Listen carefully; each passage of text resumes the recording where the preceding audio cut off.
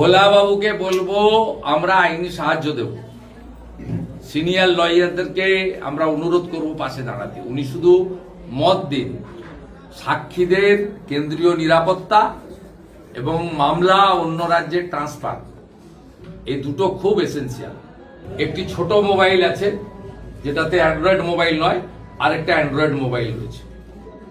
দুটো মোবাইল নিয়ে শাহজাহান এই অপারেটটা ওখান থেকে করছে, জেলের ভিতর থেকে। এটা সম্ভব হয়েছে রাজ্যের মুখ্যমন্ত্রী মমতা ব্যানার্জি আছে বলে। তাই যেমন দেবব্রত মাইতি সহ 18টি পোস্টপোল ভায়োলেন্সের মামলা অন্য রাজ্যে ট্রান্সফারের জন্য সিবিআই সুপ্রিম কোর্টে গেছে, শাহজাহানদের কেসের ক্ষেত্রেও অন্য রাজ্যে ট্রান্সফারের জন্য মামলা আদালতে নিয়ে যাওয়া উচিত তদন্তকারী সংস্থা। আমি অনুরোধ এবং দাবি করব, সময়ের ডাক।